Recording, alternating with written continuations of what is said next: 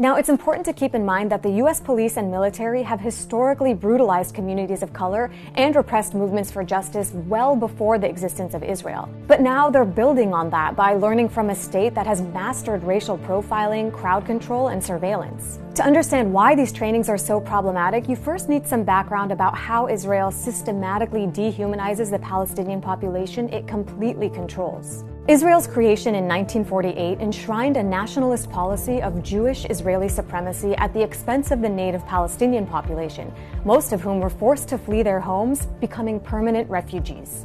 In 1967, Israel began its repressive military occupation of what remained of Palestinian land, subjugating the entire Palestinian population, denying them the rights of citizenship, and crushing any dissent against its policies. Since then, Israeli forces have routinely fired tear gas, skunk water, rubber-coated steel bullets, and even live ammunition at unarmed protesters. So this is a state that violently controls and suppresses the rights of an occupied people. And U.S. police are learning its tactics to use against American citizens. Thousands of law enforcement officials from all corners of the country have traveled to Israel to learn police strategies and exchange tactics. These trips became increasingly common after 9/11 as pro-Israel groups used the so-called War on Terror as an opportunity to push for a closer, unconditional alliance with Israel, which had marketed itself as the world's leading counterterrorism expert. On these trips, high-ranking U.S. officials are visiting Israeli checkpoints and prisons, places where human rights groups all over the world have documented Israeli discrimination and repression and torture and killing of Palestinians. I spoke to Stephanie Fox from the Jewish Voice for Peace. Her organization was part of a campaign called Deadly Exchange, which outlines the dangerous consequences of U.S. police trainings in Israel. Why do you think Israel is so attractive to U.S. law enforcement agencies? U.S. policing has always been both about enacting a war on Black and brown communities in the U.S. and around the world. So I think that the two being both rooted in racism and state violence, there's a real natural attraction and a desire to trade tactics. So who runs these exchanges? They're organized by pro-Israel groups like the Anti-Defamation League, which calls itself the world's leading anti-hate organization. The trips are funded privately as well as through grants from the Israeli and U.S. governments, including the Justice Department. The ADL boasts that they've trained more than 15,000 law enforcement professionals and have sent more than 200 high-ranking U.S. officials to Israel. And some officers fresh off these trips have high praise. This was an outstanding experience, something that I'll remember for the rest of my life. You've obviously given us a lot to think about, a lot of best practices. And this is, in fact, the finest training initiative that I've ever been a participant in. But we've seen the ramifications of these trainings here in the U.S., with police departments treating American citizens who are exercising their constitutional right to protest as though they're under occupation, especially communities of color. Take Ferguson, Missouri, for example. After the 2014 police killing of Michael Brown, the officers' response to protesters mirrored some of the tactics used by Israeli forces against Palestinians, which civil rights icon Angela Davis has drawn attention to. The tear gas that was being used in occupied Palestine was the same tear gas that was being used in Ferguson. And she's right. Officers in Ferguson used the same U.S.-manufactured tear gas and flashbang devices to disperse crowds that Israeli forces regularly use against Palestinians. But that's not all. In 2011, the sheriff of St. Louis County, where Ferguson is located, traveled to Israel on one of the ADL-sponsored police exchange trips. And then, 3 years after the Ferguson uprisings, which catapulted the Black Lives Matter movement to the international stage, the city's police chief also traveled to Israel for training. He said he was blessed to be part of the exchange.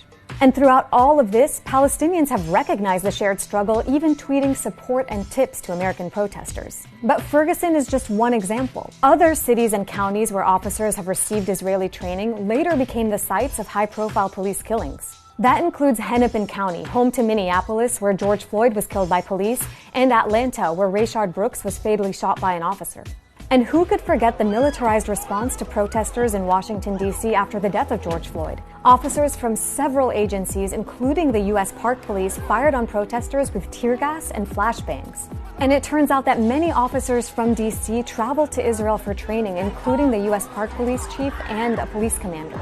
And then there's surveillance. Israel's massive surveillance system has inspired U.S. officials so much so that after a former police chief visited Israel in 2008, his city adopted its techniques. Our Video Integration Center in downtown Atlanta is modeled after the command and control center I saw in the old city of Jerusalem. Atlanta has installed over 10,000 surveillance cameras, which have raised serious privacy concerns. But to really get a sense of Israeli inspiration, look no further than New York City. After 9/11, the NYPD and the CIA created a sprawling covert spying operation that surveilled and infiltrated mosques and Muslim neighborhoods in the New York City area. This led to widespread and unprecedented profiling of the region's Muslim communities. A police official told the Associated Press that the program was modeled in part off of how Israelis spy on Palestinians in the West Bank. That program was heavily scrutinized in the U.S., but widespread surveillance of citizens continues today. During recent protests, U.S. officials surveilled demonstrations in 15 cities using drones and helicopters. They've recorded almost 300 hours of footage, which federal agencies and local police departments across the country can access. But it's not just the U.S. that's learning and implementing new strategies at home. In 2016, Israel copied New York City's highly controversial and racist police policy of stop and frisk. The Israeli version primarily targeted young Palestinian men who were detained and searched without probable cause. All that said, a few communities have stood up to these police exchanges and won. In 2018, Durham, North Carolina became the first U.S. city to ban its police from training in Israel. I spoke to Ajamu Dillahunt, a student and activist with Black Youth Project 100 who campaigned to make this happen.